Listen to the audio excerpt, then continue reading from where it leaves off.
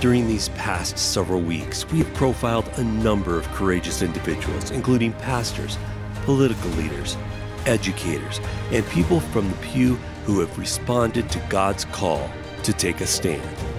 We met Pastor Rob Mccoy in California, who had to stand before a judge and defend holding church worship services, and now must pay a fine for every service the church holds. But when they declared the church to be non-essential in a time of pandemic, that is a clear violation of the First Amendment. Yet Rob and his church continue to gather. They continue to stand. Then Dr. Jack Graham, a prominent pastor in Texas, told us about how his church has an active community impact team that is registering voters and helping his members run for office and get elected. Over the last 10 years, we've had 25 of our members who have been elected to public office. Pastor Jack and his church are very intentional about taking a stand.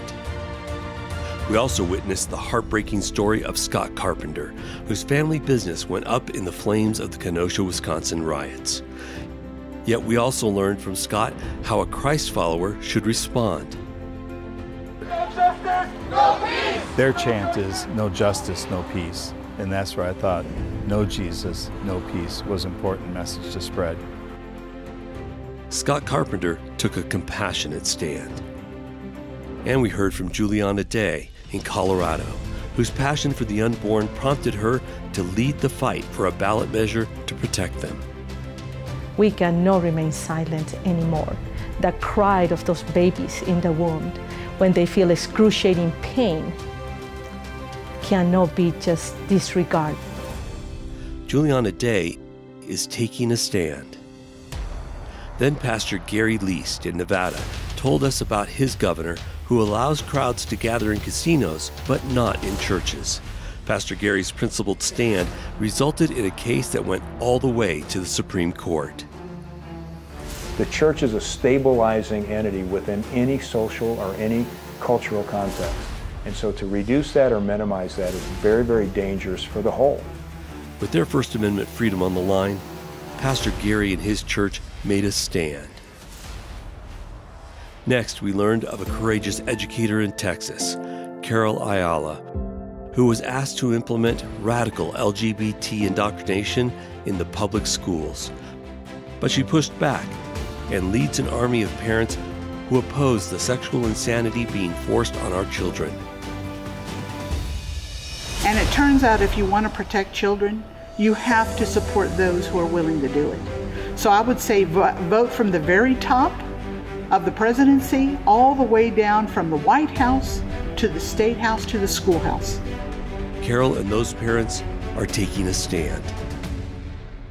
In Chicago, we met a fearless immigrant from communist Romania, Pastor Christian Yanescu, who sees the march of Marxism in the actions of the Illinois state government, which harassed him and his church members when they tried to gather for worship.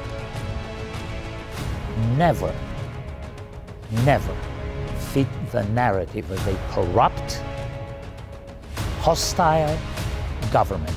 Despite the harassment, Pastor Yanescu remains unintimidated. He continues to stand. And finally, in South Dakota, State Representative Fred Deutsch introduced a transgender law, motivated by the heartbreaking stories of minors who received, then later regretted, radical surgeries and drug treatments. Fred sought to protect children from physicians who wanted to profit from their premature pursuit of transgenderism. More and more legislators are awakening to the fact that children are being harmed, and these children can be helped through psychological intervention, through counseling, but not through these medications and surgeries that harm them so deeply. Representative Deutsch is encouraging lawmakers across the country to stand. No doubt, we all admire the courage of these individuals who have answered the call to pray, to vote, and to stand. But as we conclude our series tonight, the real question is, what will you do to make a difference? How will you make a positive impact on the direction of this nation? What do you want America to look like after Election Day and in the months and years to come? Honestly, in your community, it's up to you. It is your turn. You will write the next chapter. What will you do to stand?